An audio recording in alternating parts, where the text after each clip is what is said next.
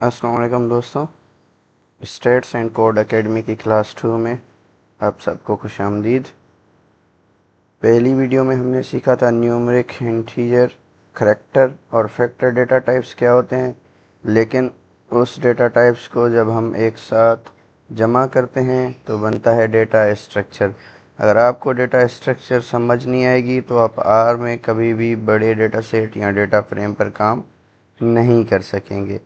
आज की जो हमारी वीडियो है उसमें हम आर के दो सबसे बुनियादी डेटा स्ट्रक्चर्स को मास्टर करेंगे, वेक्टर और लिस्ट। हम देखेंगे कि इन दोनों में स्टैटिस्टिकल फ़र्क क्या है और इन्हें कोड कैसे किया जाता है। चलिए शुरू करते हैं। यहाँ पे देखें, सबसे जो पहला हमारे पास है वो है what is vector, homogeneous data structure. सबसे पहले बात करते हैं वेक्टर की। वेक्टर आर प्रोग्रामिंग का सबसे बेसिक बिल्डिंग ब्लॉक है। ये एक होमोजीनियस स्ट्रक्चर है, यानी इसके अंदर मौजूद तमाम एलिमेंट्स का डेटा टाइप बिल्कुल एक जैसा होना चाहिए। या तो वो नंबर होने चाहिए या तो वो टेक्स्ट होना चाहिए। वेक्टर बनाने के लिए हम सी यूज़ करते हैं, जिसका मतलब होता है कंबाइन। ठीक है, चलिए एक वेक्टर बनाते हैं और उसको रन करते हैं। जैसे कि यहाँ पे मैंने ऑलरेडी एक वेक्टर बनाया हुआ है। वेक्टर का नाम है मार्क्स, जैसे वेरिएबल का नाम है मार्क्स।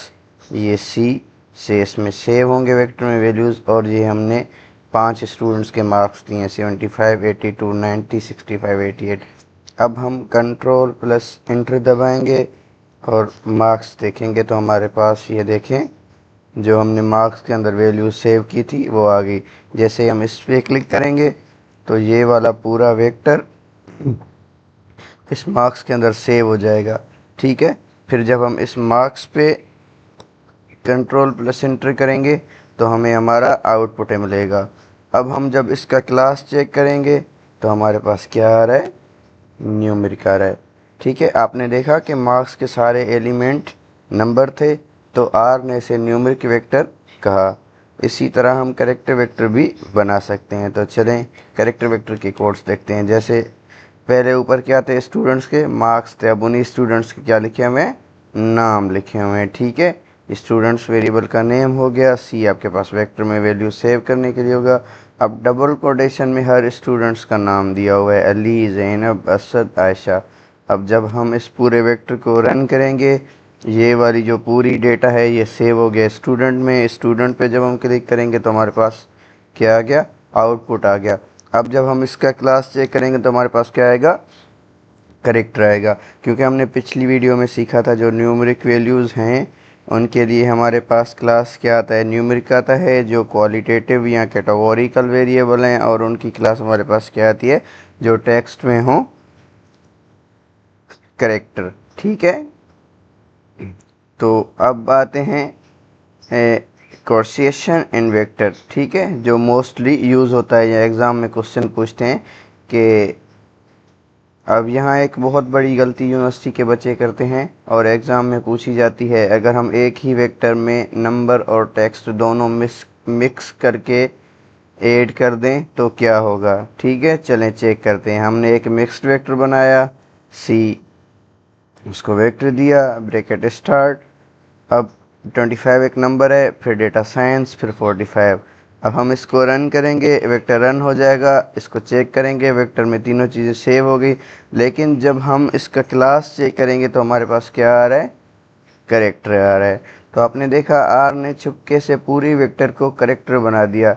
इस कॉन्सेप्ट को कहते हैं इम्प्लिसिट कोएफिशिएंट। वेक्टर कभी भी मिक्स डेटा बर्दाश्त नहीं करता है, क्योंकि ऊपर हमने दो न्यूमरिक वैल्यूज़ दिए हैं, उसके बाद भी वो ओवरऑल वेक्टर को, वेक्टर की क्लास क्या बता रहा है, करेक्टर बता रहा है।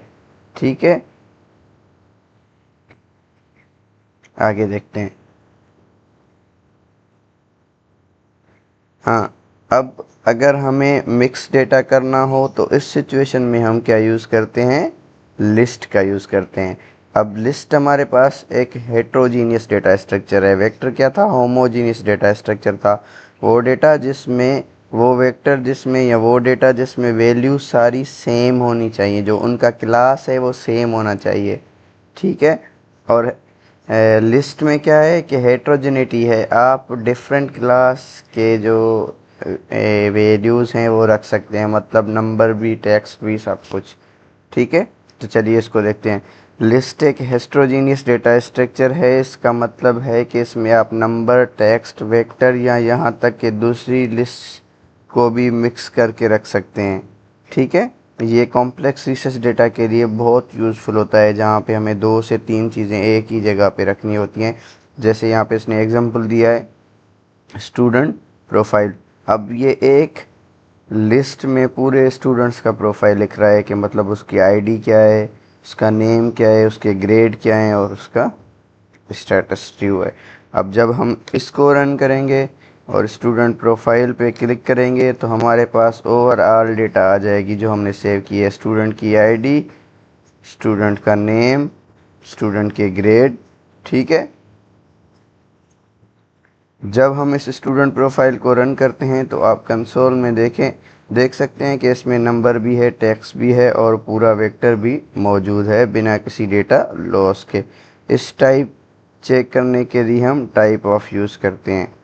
یہاں پہ دیکھیں، اب اس کا ہمیں اگر کلاس یا ٹائپ چیک کرنا ہو تو ہم اس کو کیا کریں گے، ٹائپ آف یوز کریں گے۔ یہ ایک فنکشن ہے، جیسے ہم اس پہ کلک کریں گے تو کیا آ جائے گا ہمارے پاس،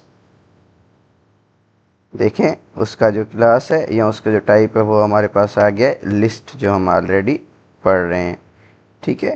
تو دوستوں سمپل الفاظ میں اگر ڈیٹا بالکل ایک جیسا ہے تو ویکٹر یوز کریں، اور اگر آپ کو الگ الگ ڈیٹا ٹائپس کی ایک بیگ میں بند کرنا ہے تو آپ نے لسٹ یوز کرنا ہے۔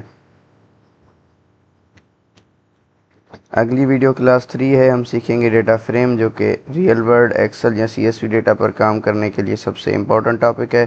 اگر آج کی کانسیپٹ کلیئر ہوا ہو تو کائنڈلی ویڈیو کو لائک اور شیئر اور چینل کو سبسکرائب ضرور کیجیے۔ اگر اپنا ریسرچ اسکالر دوستوں کے ساتھ اسے شیئر کریں۔